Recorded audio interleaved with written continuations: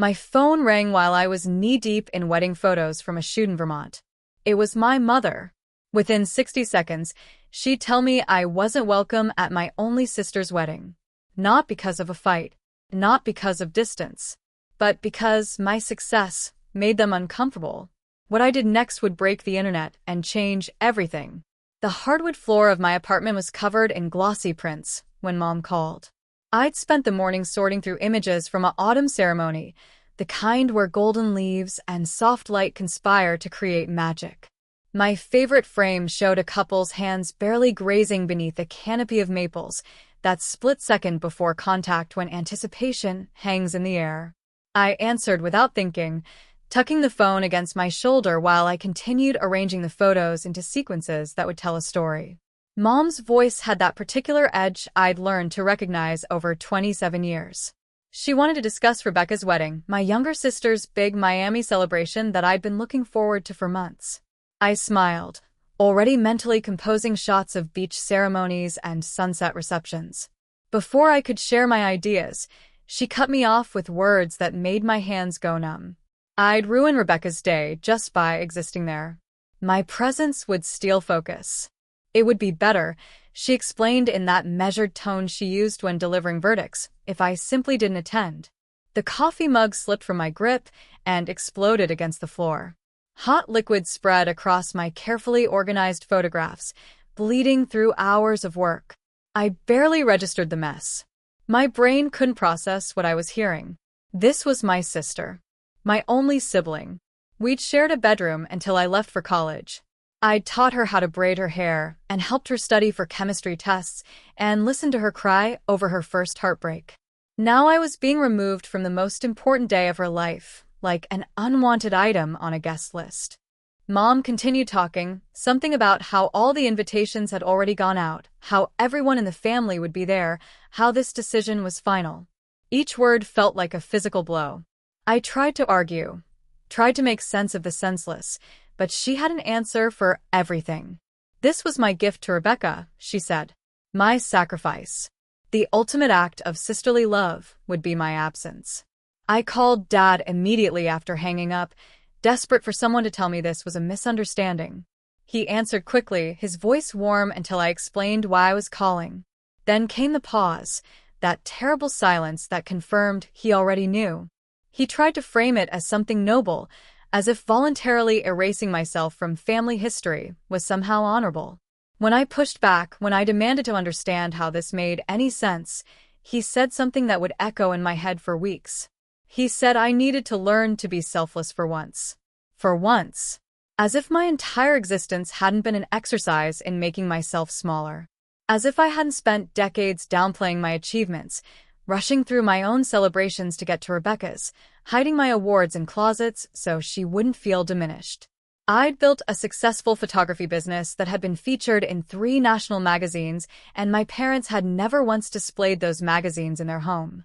When I'd won a major industry award at 24, they'd asked me not to mention it at Thanksgiving because Rebecca had just received a promotion at her entry-level marketing job, and they didn't want to overshadow her news. The pattern had always been there, woven so tightly into our family dynamic that I'd learned to see it as normal. At 12, I'd won a regional photography competition, my first real validation that this thing I loved might actually be something I could do professionally. My parents attended the ceremony but left early, explaining that Rebecca had a soccer game. We never even stopped for ice cream to celebrate. At 16, I'd earned a full scholarship to a prestigious arts program, the kind of opportunity that could change a trajectory.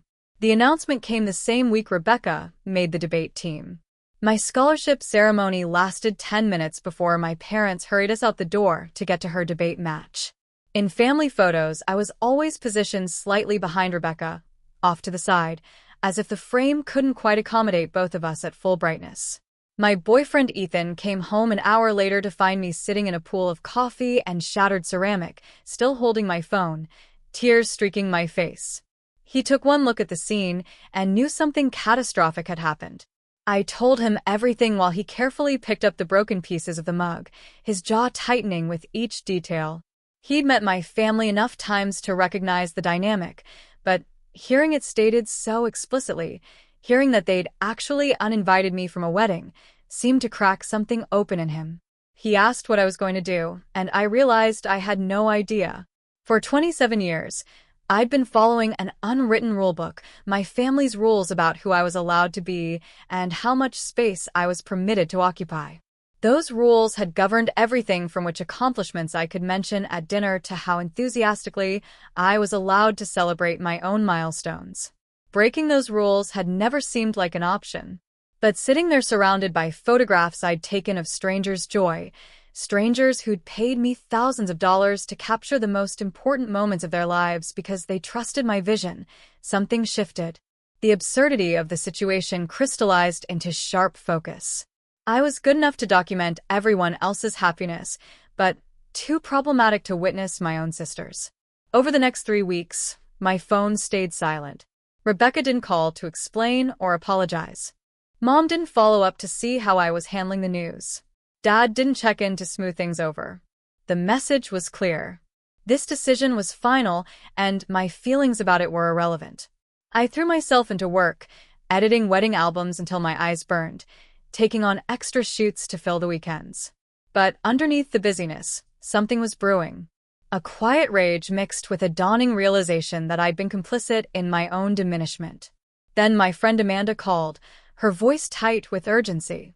She'd seen Rebecca's latest social media post about the wedding, and there was something I needed to know. The budget had ballooned to over $800,000.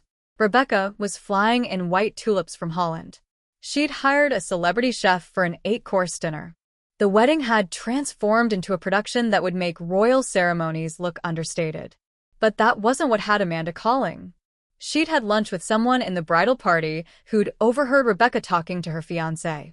Rebecca had been telling stories about me, fabricated stories about how I'd stolen attention at her sweet 16, how my college graduation had overshadowed her achievements, how I'd always made everything about myself. None of it was true. At her sweet 16, I'd barely attended because I'd been working a shift at the photography studio where I apprenticed.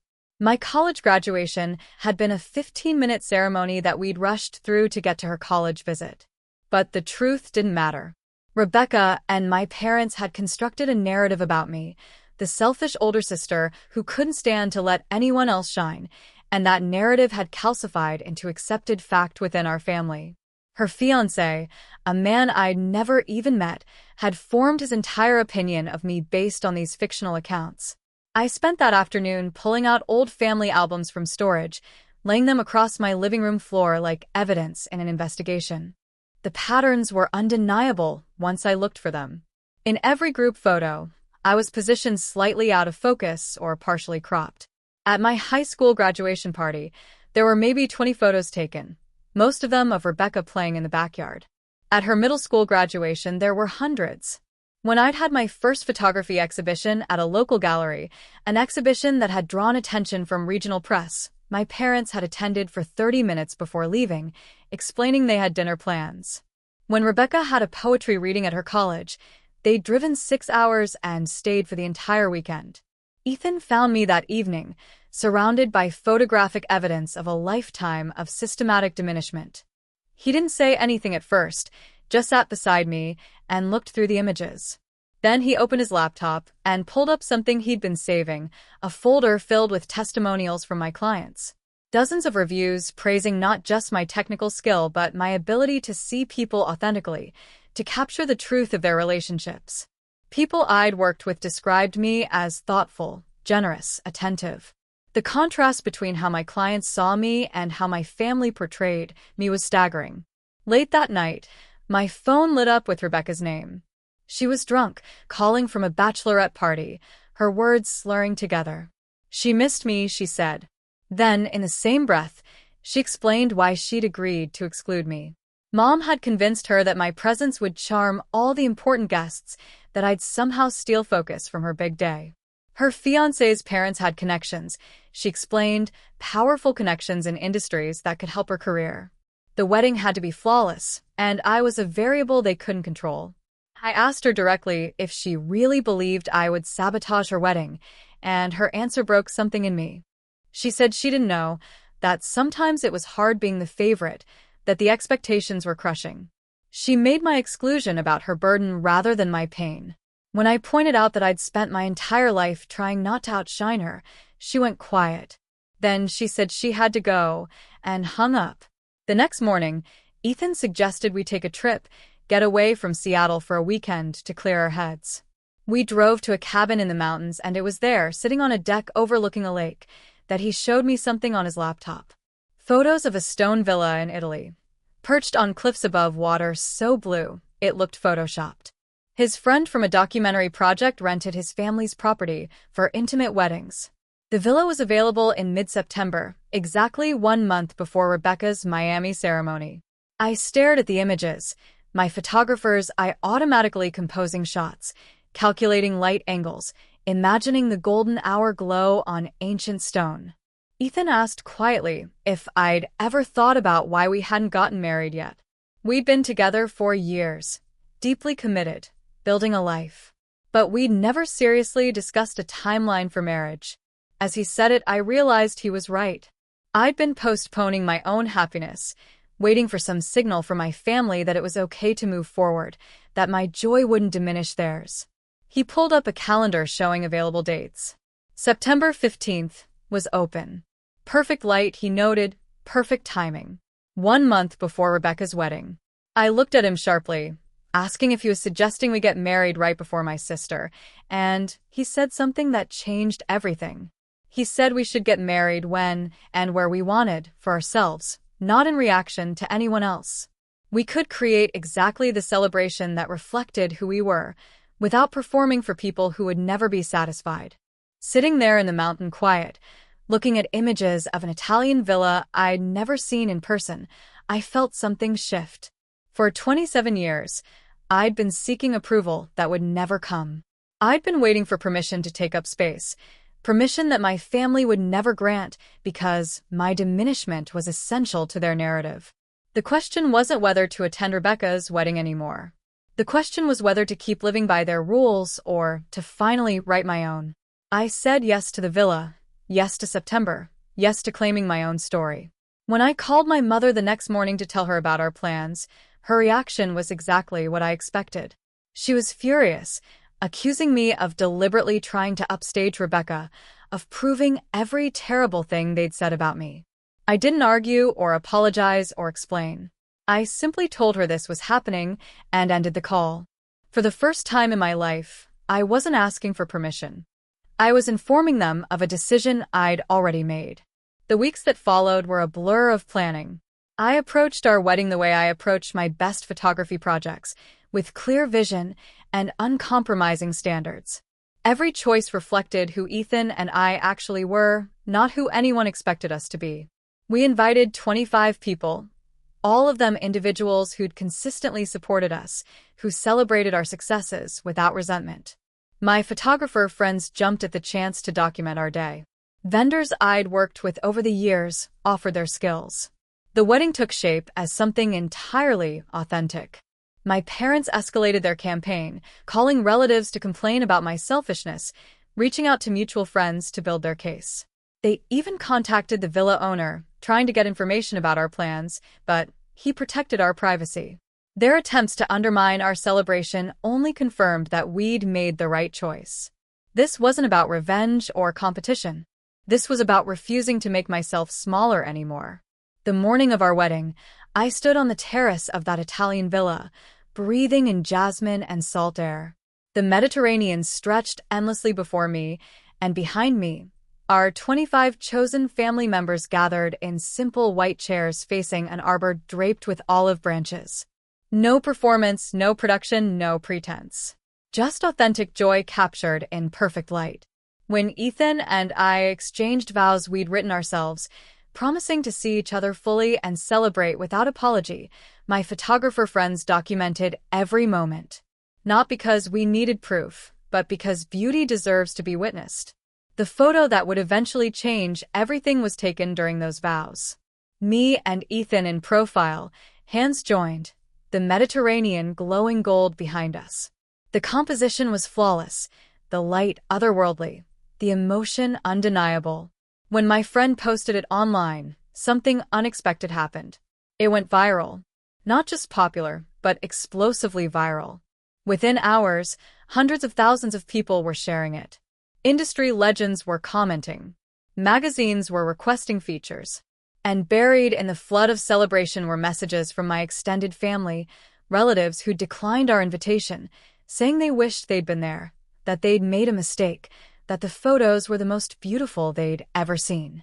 But their validation didn't matter anymore. The success of that day wasn't measured in views or comments or professional recognition. It was measured in the fact that I'd finally stopped asking permission to shine. I'd stopped making myself smaller to make someone else feel bigger. I'd chosen my own story instead of accepting the one they'd written for me. And in doing so, I discovered something essential. When people try to dim your light, that's exactly when you need to burn brightest. 6 months after that Italian sunset wedding, I woke up in our Seattle apartment without the familiar knot in my chest that used to appear whenever I thought about my family. The morning light filtered through our bedroom window, and my phone was already buzzing with notifications. 3 major wedding publications wanted to feature what industry blogs were calling a revolutionary approach to wedding photography. Ethan rolled over, still half asleep, and reached for my hand, his thumb running over my wedding band. He mumbled something about still not believing any of it, and I knew exactly what he meant. The transformation had been so complete, so unexpected, that sometimes it felt like we were living someone else's life. The Netflix offer had come in the previous week. They wanted to produce a documentary series following me through a year of wedding photography, exploring how I capture authentic moments in an industry often dominated by artificial perfection. The director had used words like revolutionary and transformative, describing my work as if it were some kind of movement rather than just me doing what I'd always done, seeing people as they actually were. My phone buzzed again with another message from Rebecca. Unlike the icy silence from my parents, Rebecca had been reaching out regularly since her Miami wedding had come and gone. Her latest text was brief, but loaded with meaning, saying that my wedding had looked more like me than hers had looked like her. I set the phone down without responding, the same way I'd handled her previous messages. Each one contained a small admission, a crack in the facade she'd maintained for years, but I wasn't ready to examine what that meant. The shift in my professional life had been staggering. My client waitlist now extended 6 months out, filled exclusively with couples who'd seen that viral photo and wanted the same kind of authentic documentation. I was turning down more work than I accepted, choosing only projects that aligned with my vision. No more saying yes to every inquiry. No more compromising my artistic standards to please difficult clients. The freedom was intoxicating. But more than the professional success, more than the recognition and opportunities, what struck me most was how different I felt in my own skin. I moved through the world without constantly calculating how my presence might diminish someone else. I made decisions without the reflexive second-guessing that had characterized my entire adult life. When I reviewed my work, I trusted my instincts completely. Ethan and I had started something new together, something that grew directly out of our Italian experience.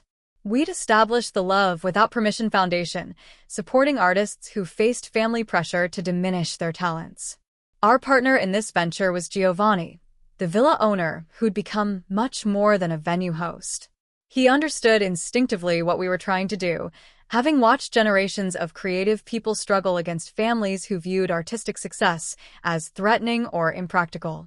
The foundation offered grants, mentorship, and most importantly, validation to photographers, writers, musicians, and other artists whose families couldn't or wouldn't support their work.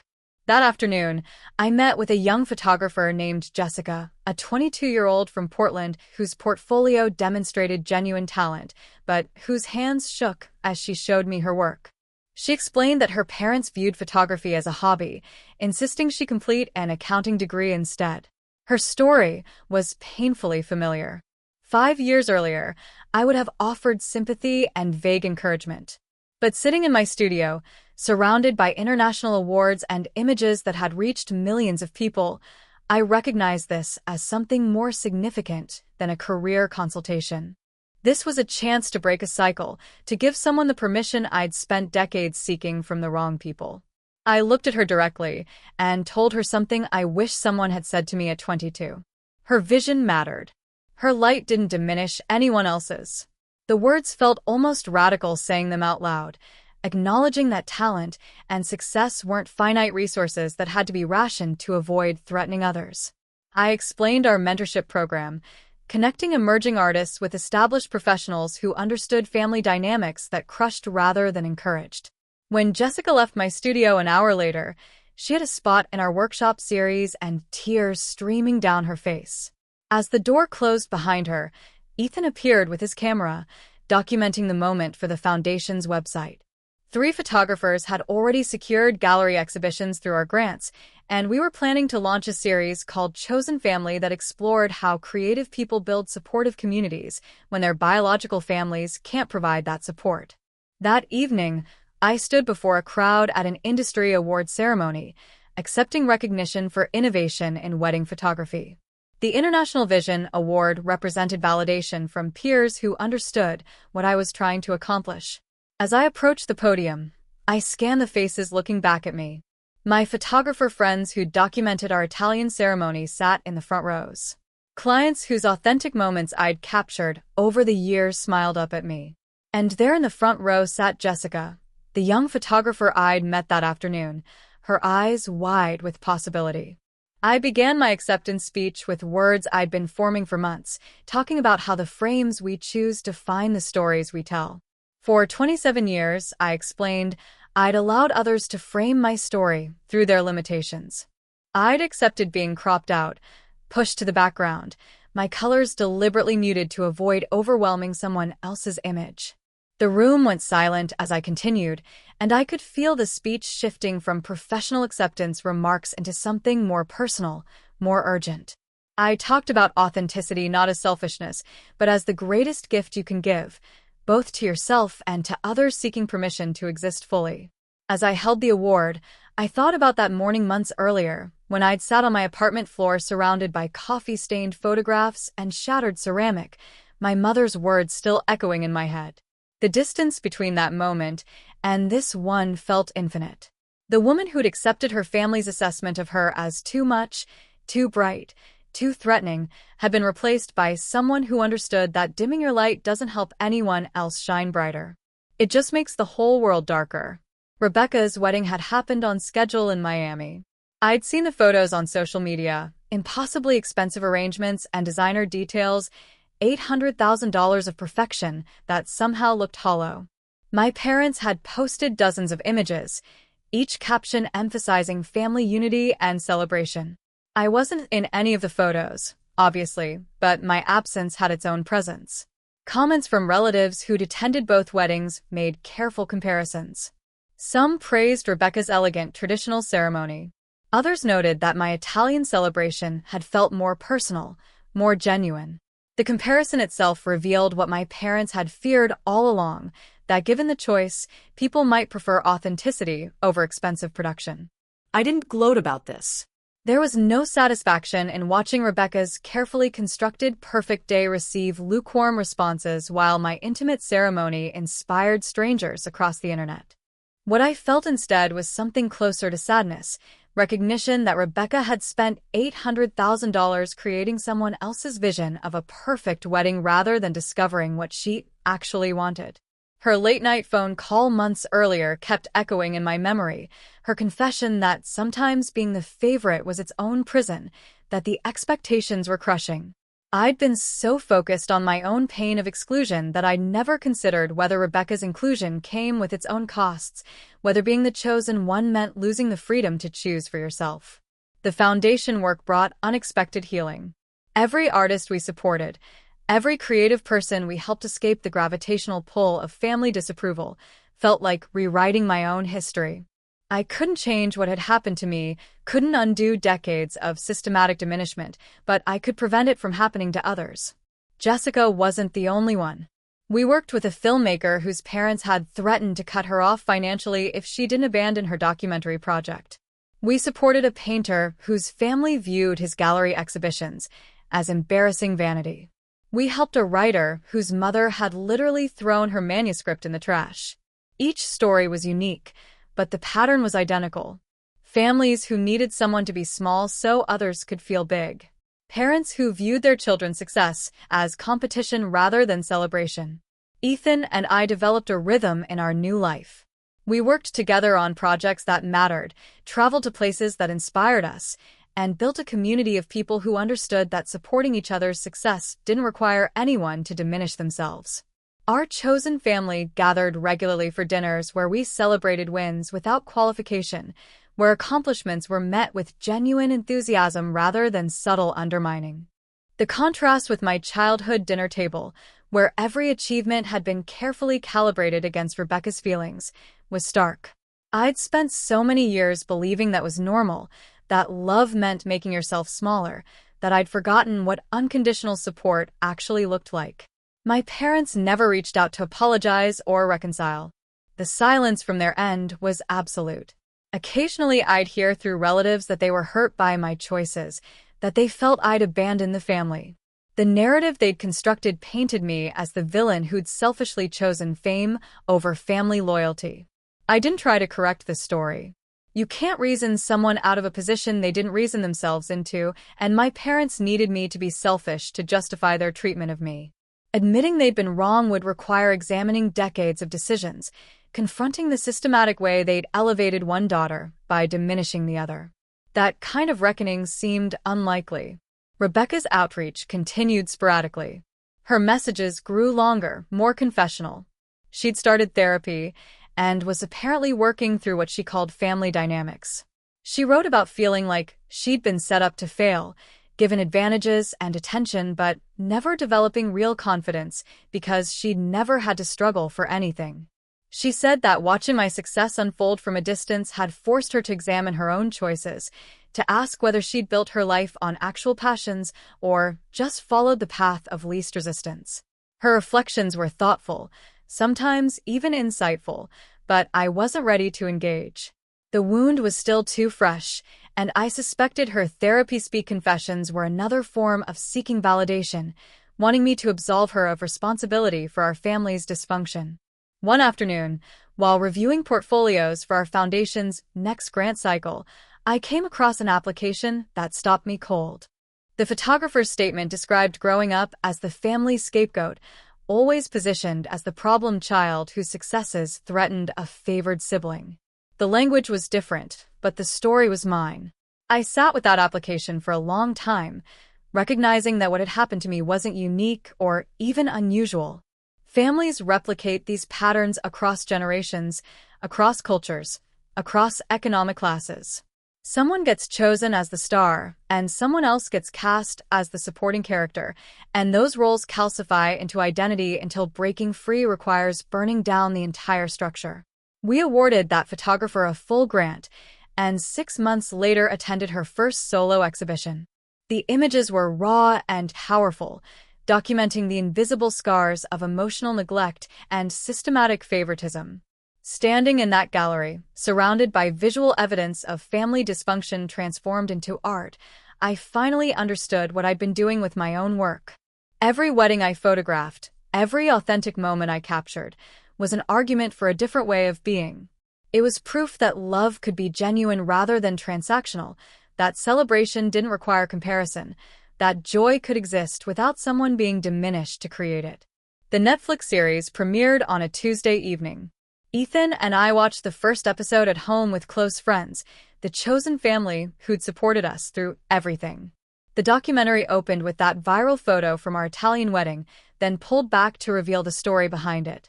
The director had woven together my professional work with our personal journey, showing how the two were inseparable. She'd interviewed clients who described how my photographs had captured truths they didn't know how to express. She'd included footage of foundation grant recipients discussing how permission to pursue their art had changed their lives. And she'd documented my own transformation from someone seeking approval to someone offering permission. The response was immediate and overwhelming. Social media exploded with people sharing their own stories of family members who couldn't celebrate their success, parents who needed them to stay small, siblings whose light had been artificially brightened by dimming someone else's. The comment sections became support groups, strangers connecting over shared experiences of being too much, too bright, too threatening. What I thought was my private pain turned out to be a collective wound, and giving it voice had opened floodgates. Through all of this, my relationship with Ethan deepened in unexpected ways. He'd been there for the worst of it, had witnessed my family's rejection and my struggle to redefine myself, but he never tried to fix me or push me toward forgiveness I wasn't ready to give. He understood that healing wasn't linear, that some days I woke up angry and other days I woke up sad, and occasionally I woke up feeling nothing at all about my family. He held space for all of it without judgment, without advice, without trying to speed up a process that had its own timeline. Our marriage wasn't built on romantic gestures or grand declarations. It was built on the daily choice to see each other fully, to celebrate without competition, to create space for both of us to exist at full brightness. A year after our Italian wedding, Giovanni invited us back to the villa for an anniversary celebration. We stood on that same terrace where we'd exchanged vows, the Mediterranean stretching endlessly before us, and I felt something I'd never quite experienced before. Complete peace with my choices. No residual guilt about my family, no lingering questions about whether I'd been too harsh or too unforgiving. Just clarity that I'd made the only possible choice, that continuing to seek approval from people determined to withhold it would have destroyed me eventually. Ethan wrapped his arm around my waist as the sun began its descent toward the horizon, painting everything in that perfect golden light I'd spent my career chasing. He asked how it felt to be back, and I struggled to find words adequate to the moment. The truth was complicated. I'd lost my family of origin but gained something more valuable, the freedom to build a life that actually reflected who I was rather than who they needed me to be. I'd traded their approval for my integrity, and that trade, as painful as it had been, was the best decision I'd ever made. The wedding photography industry continued to evolve in unexpected directions. The term Amalfi Revolution had stuck, describing a shift toward authentic documentation over staged perfection. Young photographers cited my work as inspiration, talking about capturing truth rather than creating fantasy. Established professionals began questioning their own practices, examining how much they'd compromised their vision to meet client expectations or industry standards. The change wasn't universal, and it wasn't immediate, but something was shifting. People were hungry for authenticity, tired of perfect images that felt empty, ready for celebrations that prioritized genuine emotion over expensive production. I thought often about that morning when my mother had called to uninvite me from Rebecca's wedding. How devastating it had felt in the moment, how completely it had shattered my understanding of my place in my family. But looking back from a year later, I could see that call for what it actually was. Not a rejection, but a liberation. They'd finally said out loud what had always been true, that their love was conditional, that my success threatened them, that they needed me diminished to feel secure. Hearing it explicitly had been agonizing, but it had also freed me from the exhausting work of trying to earn approval that would never come. They'd released me from an impossible contract, and I'd taken that release and built something beautiful from it. The last message I received from Rebecca came on a random Thursday afternoon. Unlike her previous texts filled with therapy revelations and vague apologies, this one was direct. She was leaving her marriage. Bradley's controlling behavior had escalated after the wedding, and she'd finally recognized that she'd married someone who saw her as a trophy rather than a person. She was moving back to Seattle and wondered if we could talk. I stared at that message for a long time, feeling a complicated mix of emotions. Part of me wanted to say, "I told you so," to point out that I'd been right about the red flags I'd seen from a distance. Part of me felt genuine sympathy for what she was going through. And part of me, the part that had done the most healing, simply felt tired at the thought of reopening that door. I didn't respond immediately. Instead, I talked it through with Ethan and with my therapist, examining what I actually wanted rather than what I felt obligated to do. The conclusion I reached surprised me. I was willing to meet with Rebecca, but on my terms in a public place, with clear boundaries about what I was and wasn't willing to discuss. I wasn't interested in rehashing the past or in being positioned as her emotional support through her divorce. But I was curious about whether we could build something new, a relationship between two adults rather than the dynamic we'd inherited from our parents. I sent her a brief reply suggesting coffee the following week, and she agreed immediately. That coffee meeting was awkward and uncomfortable and occasionally painful. Rebecca cried while describing her marriage's collapse. She apologized for the wedding situation, though her apology was qualified with explanations about the pressure she'd been under. She asked about my life, but seemed unable to engage with my successes without comparing them to her failures. By the end of an hour, I understood something fundamental. Rebecca and I might share DNA, but we didn't really know each other. The sister relationship we'd had was built on a foundation of comparison and competition that our parents had constructed. Without that framework, we were essentially strangers who happened to share a painful history. Rebuilding would require both of us wanting something different, and I wasn't sure Rebecca was ready for that yet. Maybe someday, but not today. Walking home from that coffee shop, I felt lighter than I'd expected. Not because the meeting had gone well, but because I'd shown up authentically, without trying to manage her emotions or minimize my own experience. I'd offered what I could, which was limited compassion and the possibility of future connection, but I hadn't betrayed myself to make her feel better. That small act of self-preservation felt monumental. Every day, I was learning new ways to take up space without apology, to set boundaries without guilt, to choose myself without cruelty. The process was ongoing and imperfect, but it was mine. The foundation work continued to grow, expanding beyond photography to support all kinds of artists facing family resistance. We hired staff, developed structured programs, partnered with galleries and publications to showcase grant recipients' work. What had started as a way to process our own experience had become something larger, a movement challenging the idea that family loyalty required self-diminishment. The testimonials we received were overwhelming. Artists describing how our support had changed their trajectories, how permission to pursue their vision had transformed their lives, how validation from strangers had mattered more than rejection from family. Each story reinforced what I'd learned through my own journey, that sometimes the family you choose is more important than the family you're born into. Years from now, when I look back on this period of my life, I know the Italian wedding will stand out as a turning point. Not because of the viral photo or the professional opportunities it created, but because it represented a fundamental choice. The choice to stop living my life in reaction to my family's limitations. The choice to claim my own story rather than accepting the supporting role they'd written for me. The choice to stand at my full height even when people around me needed me to stay small. That choice rippled outward in ways I couldn't have predicted, transforming not just my own life, but touching thousands of others through the foundation, the documentary, the shift in wedding photography culture. My parents still haven't reached out. Rebecca and I exchange occasional texts, but haven't progressed beyond surface-level updates. The extended family members who initially judged my choices have largely gone silent, their opinions apparently revised by my continued success. None of this bothers me the way it once would have. I've stopped waiting for vindication or apology or recognition from people who've proven they're incapable of providing it. Instead, I've built a life so full of genuine connection and authentic celebration that their absence barely registers.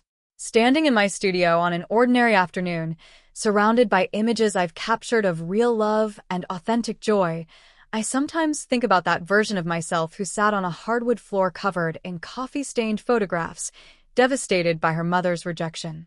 I want to tell her what I know now, that the pain she's feeling is real and valid and temporary, that the family who can't celebrate her success isn't worth diminishing herself for, that the life waiting on the other side of that rejection is more beautiful than anything she can currently imagine, that choosing herself isn't selfish, it's survival, and that survival will transform into thriving faster than she thinks possible.